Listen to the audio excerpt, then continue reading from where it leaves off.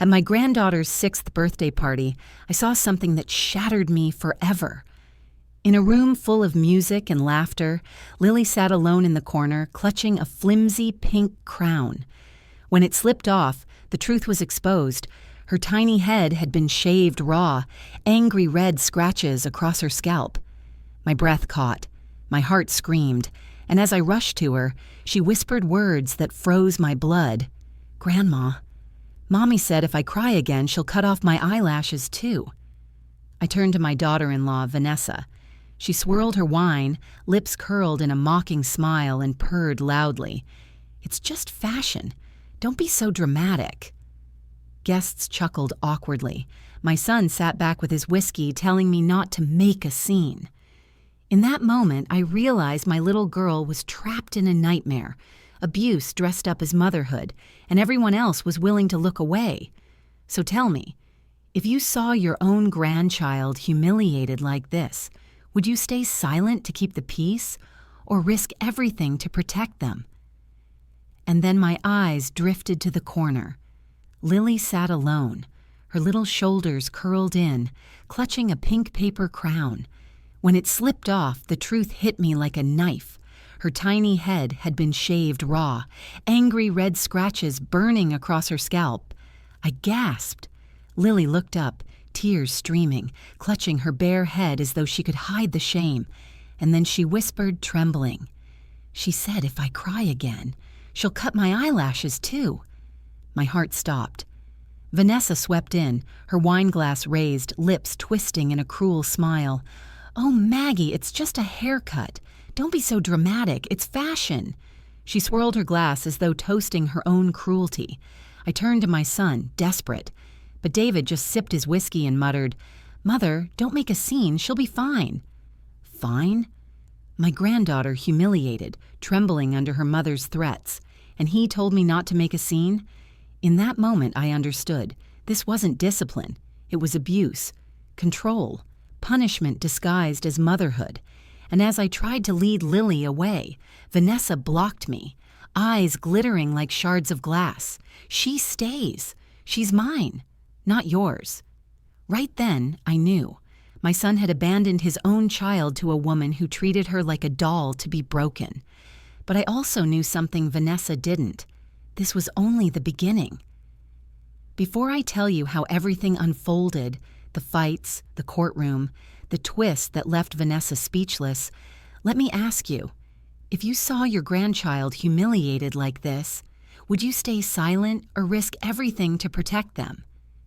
Before we dive deeper into this dramatic story, don't forget to subscribe to Twist Stories and turn on the notification bell, so you'll never miss the next shocking twist.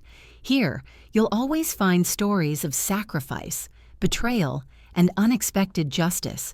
And now, tell me, where are you watching from? Drop a comment below. Who knows? The next story might remind you of something you've lived through yourself. That night, after the last guest drifted into the night, I lay in my dim little apartment staring at the cracked ceiling as Lily's trembling words echoed like a ghost in my ears. She said if I cry again, she'll cut my eyelashes too. Have you ever felt your own blood turn against you? The child you nursed, protected, starved yourself to feed, now standing beside someone who harms his own daughter? That night, the ache in my chest was so sharp it felt like a blade under my ribs. Morning came gray and brittle. I drove back to David's house, telling myself it was all a misunderstanding. But the moment the door swung open, silk robe brushing the frame, Vanessa's smirk told me otherwise. "Back so soon, Maggie? Missing your little doll already?" Her voice dripped like spoiled honey. "Where is Lily?" My voice shook, but I forced myself upright. She sipped her coffee slowly, eyes glittering. "In her room. Don't worry. I'm not shaving anything today." Her cruelty twisted through me like barbed wire. I pushed past her and climbed the stairs. Lily sat on the bed clutching a one-eared rabbit, eyes swollen, scalp raw and pink beneath the harsh light. The air smelled faintly of antiseptic, like someone trying to scrub away guilt. "Grandma," she whispered. "Please take me home." My heart cracked. I pulled her close. "I will, sweetheart. I promise." A voice thundered from the hallway. "Mother! What are you doing here?" David stood there, broad-shouldered like his father, but colder, his eyes like shuttered windows. "I came to see my granddaughter," I said steadily, "and I don't like what I see." He rubbed his temples. "Not this again. Vanessa told me you'd overreact. You're making Lily weak. Kids cry, kids get punished. That's life." "Punished?" My voice trembled with rage. "Shaving a child's head? Threatening her eyelashes?"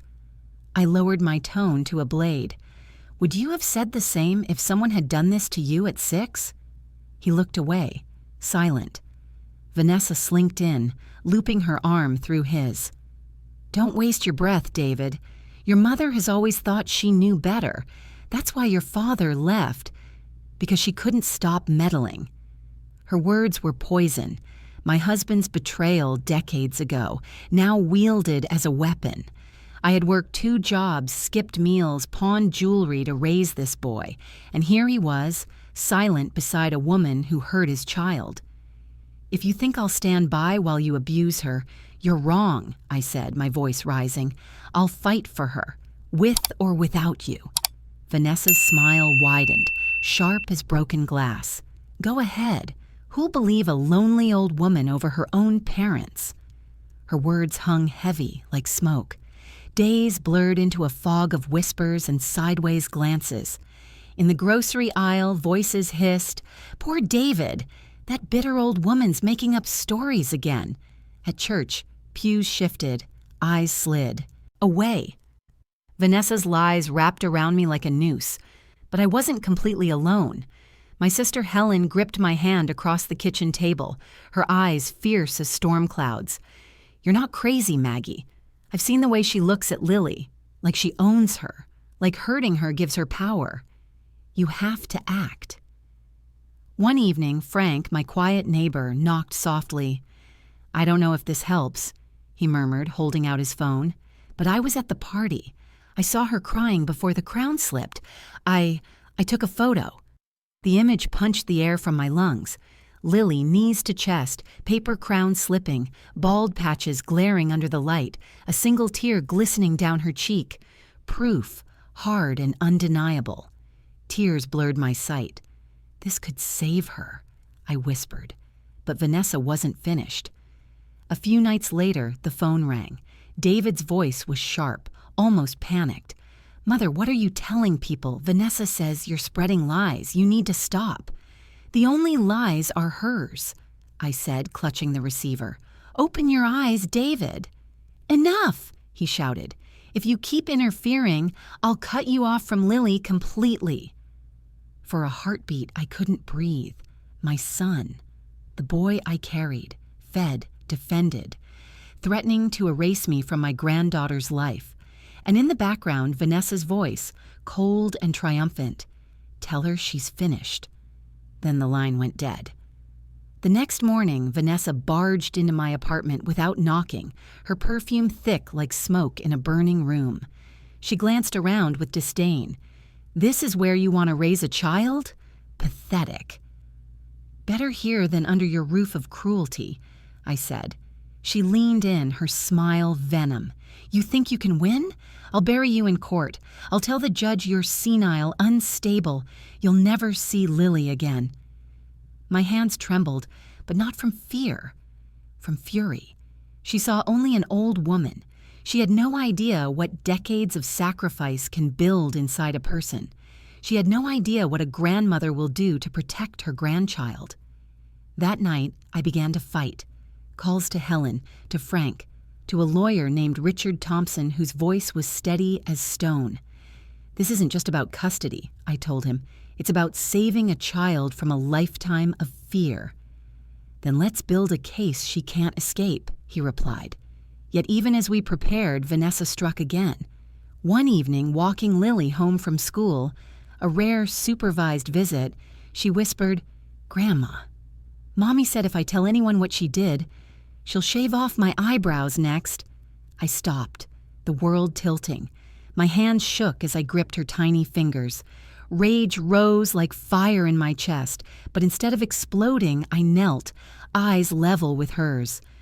"Listen to me, sweetheart. You are safe with me, and I promise you, no one will ever hurt you again." I knew then the real fight had begun. Dear listener, have you ever watched someone you love suffer while everyone else looked away? Have you ever been called dramatic, overbearing, or crazy just for telling the truth? If you have, then you know exactly what I felt.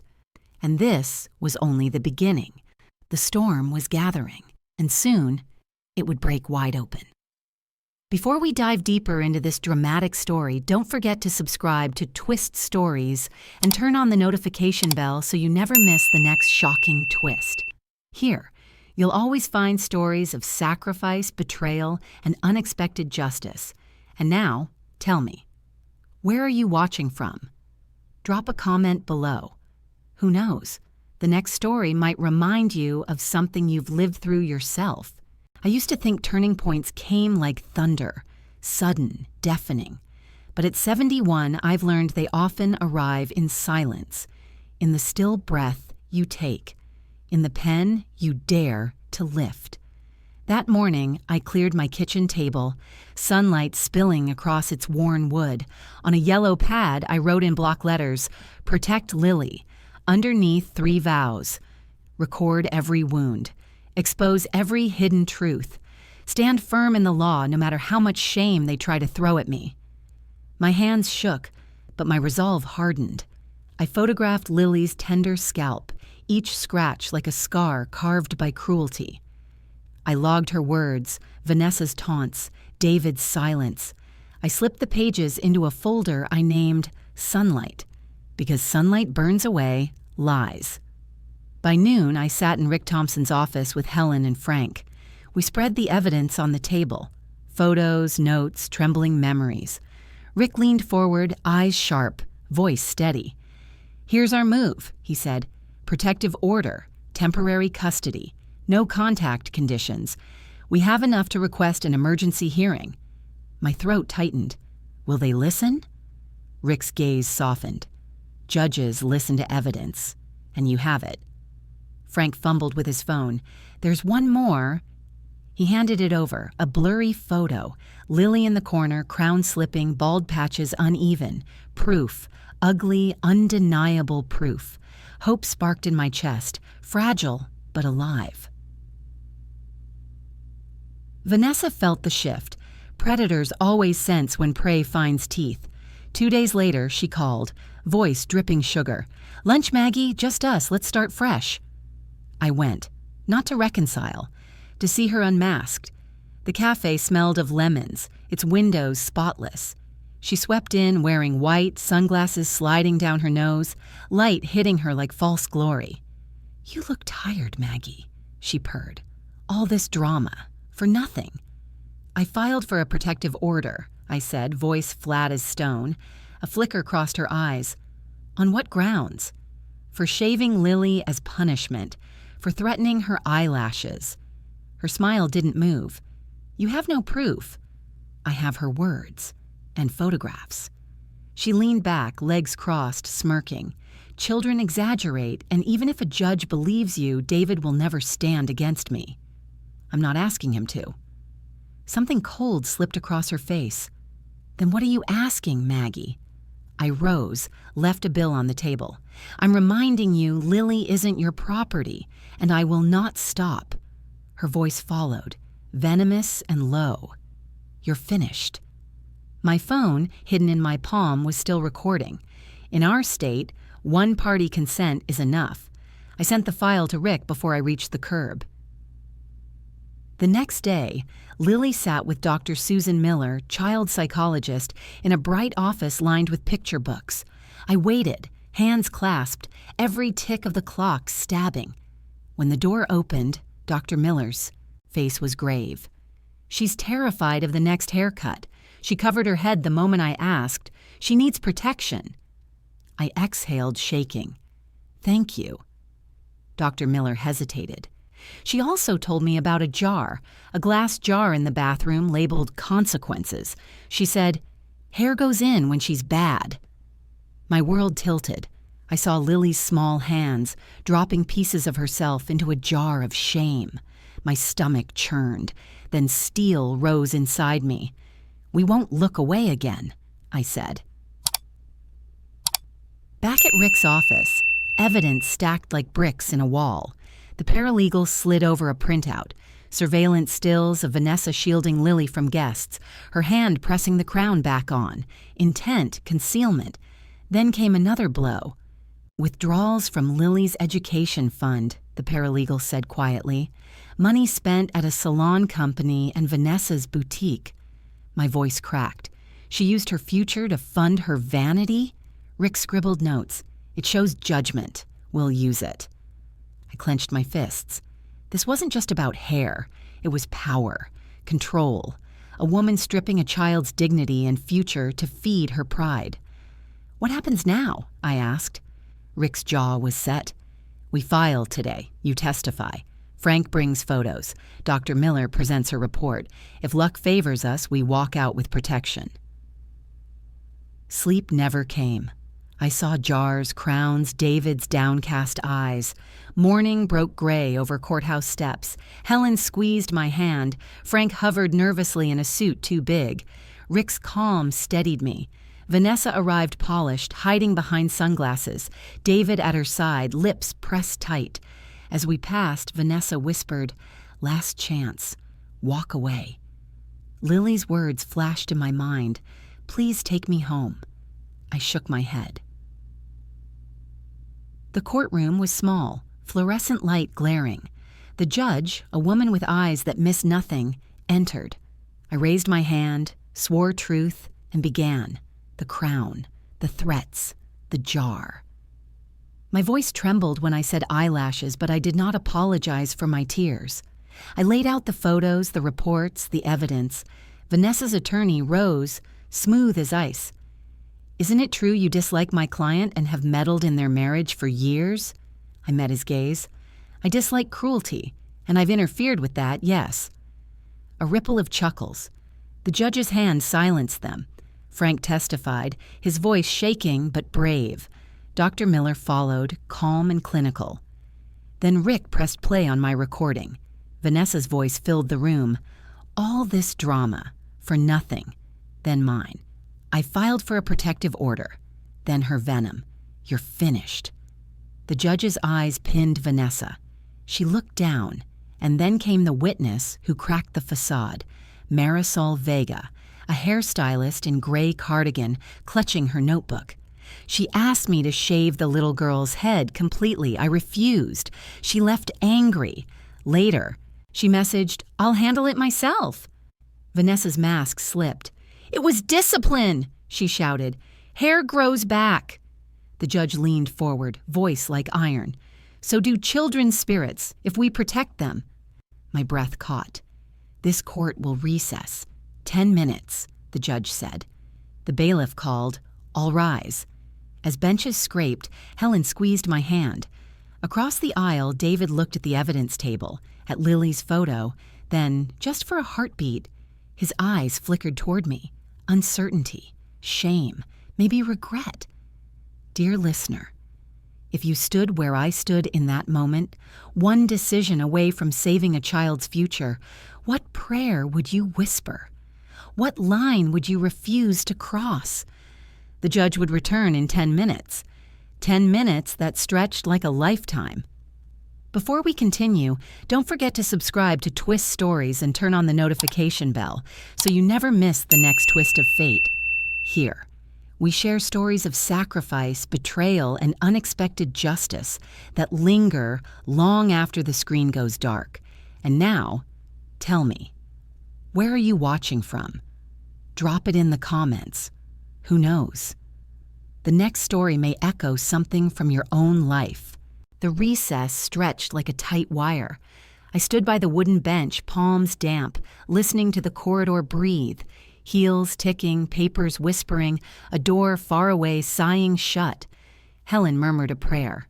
Frank worried his tie into a knot. I fixed my eyes on the evidence table, on the photo of Lily clutching her rabbit, like a sailor gripping the last piece of driftwood. When the judge returned, the room drew itself tall. She adjusted her glasses, touched the stack of papers, and the air held still.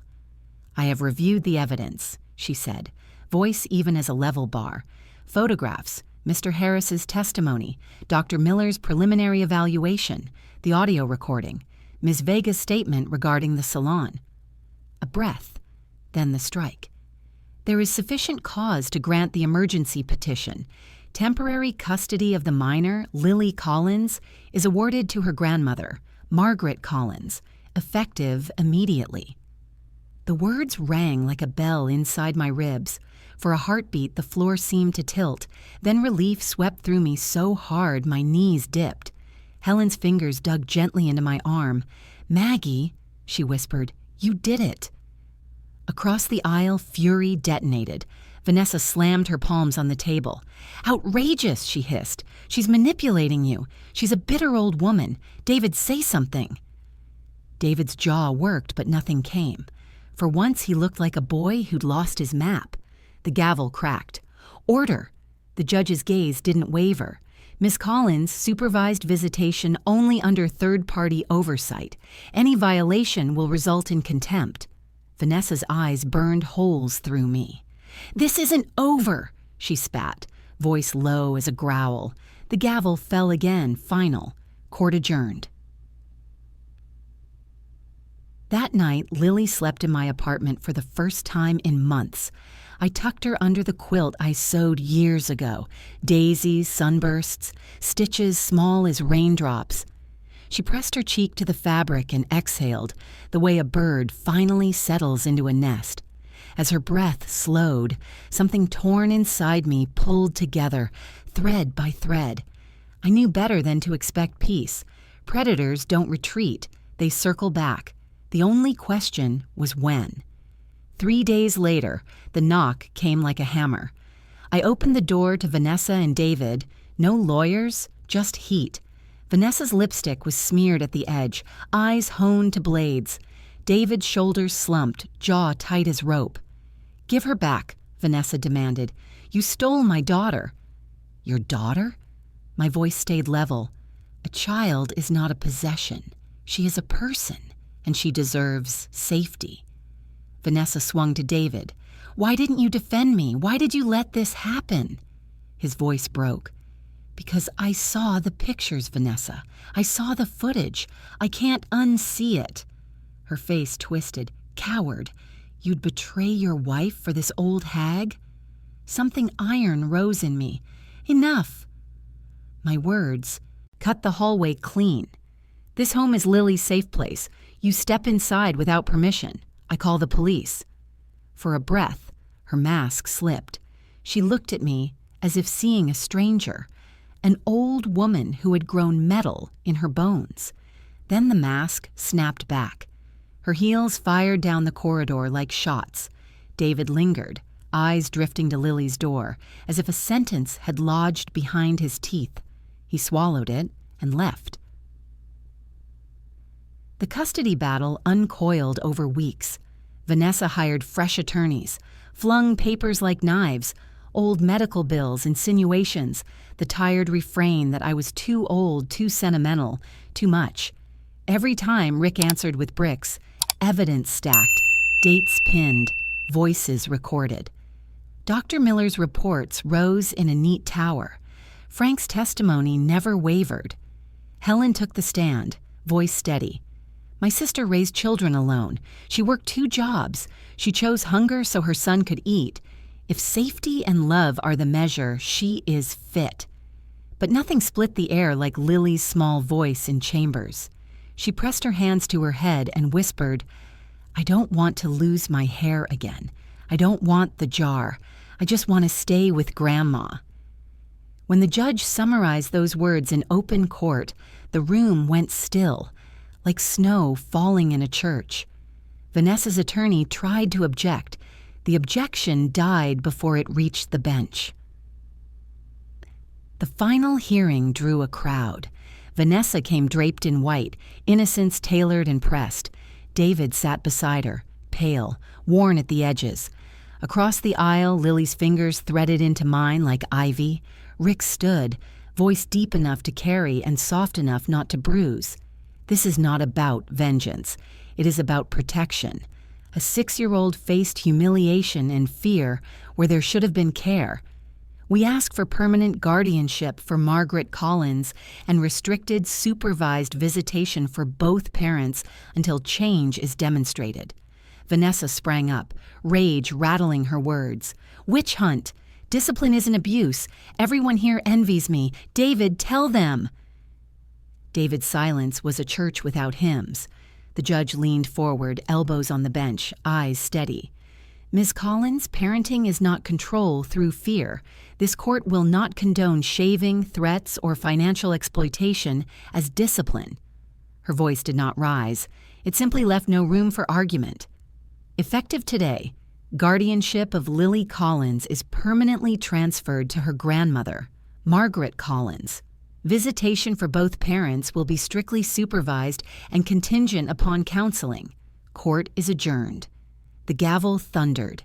Vanessa staggered as if the ground had slipped. David covered his face, shoulders quaking, not with fury, but with shame. I gathered Lily into me. Air poured into my lungs as if someone had opened a window that had been nailed shut for years. Justice spoke. Love answered. But climaxes aren't only decrees on paper. They're shifts in gravity. That evening, back in my kitchen, I set a small chocolate cake on the table. Lily and I lit one candle. Only one, because one moment can change a life. I placed a tiny golden clip in her palm, a soft promise of what would grow back in time. "This is your real birthday," I whispered. "The day you got your freedom." She blew out the flame. Her laughter rang like bells, and for a breath, the world felt newly washed. Now, dear listener, let me ask you, if you had been in that courtroom, would the gavel have sounded like justice to you too? Would you have cheered inside knowing a child's spirit was finally safe? I can tell you this. In that instant, every sacrifice, every humiliation, every lonely night, it was worth it. And yet the legal battle's end was only the first dawn. Forgiveness, healing, rebuilding, those are journeys still ahead. The story is not finished, not yet. Before we go on, if this moment touched your heart, remember to subscribe to Twist Stories and turn on the notification bell so you won't miss what comes next. Here, we stand together for sacrifice, betrayal, and unexpected justice. And tell me, where are you watching from? Share it below. Someone here may need the strength of your story, too. Healing is quieter than verdicts. No gavels, no crowds, just the hum of a refrigerator at night, the rustle of a child's breath under a quilt. That first week, Lily slept curled against me, her small hand tangled in my sleeve, as if afraid I might vanish. Every time she twitched awake, whispering about the jar, I held her tighter and whispered back, "Safe now, safe." Yet peace was fragile. One evening, David knocked. He stood in the doorway, hands shoved deep in his pockets, eyes rimmed red. For a moment, I saw the boy I once rocked through fevers. "Mom," he said, voice rough, "I don't know who I am anymore." Silence stretched. Then I answered softly, "You're Lily's father. That means you still have a choice." He nodded, but shame weighed his shoulders, and he walked away. Days later, Vanessa came. She didn't plead. She prowled, perfume sharp, smile sharper. "Enjoy your little victory," she hissed. "The court can't protect her forever. One day she'll see you for the meddling old witch you are." I met her stare, steady as stone. Children see truth, Vanessa, and truth always outlives fear. For the first time, she had no retort. She spun on her heel, heels striking like sparks, and left. Healing came in small acts. Frank dropped by with apples from his tree. Helen brought hymn records, filling the kitchen with music from our childhood. Dr. Miller worked patiently with Lily, drawing rainbows, teaching her that hair or no hair, she was whole. And Lily began to laugh again. The sound was thin at first, like glass bells, but each day it grew. Then came her birthday redo. We baked a cake, chocolate with buttercream, and set one candle in the center. Lily clasped her stuffed rabbit, hair still cropped close, but eyes sparkling. I slipped a golden clip into her palm. "This," I whispered, "is the day you got your freedom." She closed her eyes, made a wish, and blew. Frosting smeared her nose. Laughter burst free, bright as sunlight breaking clouds. And for a moment, the world felt new. But I knew scars don't vanish overnight. Some nights Lily still woke crying, clutching her head. I sat by her bed, stroking the quilt, whispering prayers into the dark. Healing is a road, not a doorway, and forgiveness is heavier still. I don't know yet if I will forgive Vanessa. Perhaps forgiveness is not for her, but for Lily, to teach her that bitterness should not be her inheritance. As for David, time will tell if he chooses courage over silence. I cannot walk his path for him, but I can walk Lily's. So each morning, we make oatmeal. We braid ribbons into what little hair has sprouted. We count blessings like beads, a safe bed, a kind word, a day without fear. And I remind her, you are loved, not for obedience, not for quiet, simply because you are. Dear listener, maybe you've lived this, too. Watching someone you love suffer while others looked away. Maybe you've been called dramatic, bitter, crazy, just for standing up. If so, then you know the weight, and you know the release when the weight finally lifts. That's why I tell you, every sacrifice, every lonely night, every humiliation, it was worth it. Because freedom is worth it. Love is worth it. The legal battle ended with a gavel. The emotional battle continues, with patience, with tenderness, with courage. The story isn't finished. Not yet. Before we continue, I invite you, subscribe to Twist Stories and ring the bell, so you never miss the next tale of sacrifice, betrayal, and unexpected justice. And tell me, where are you watching from? Share your story below. You never know who might find strength in your words.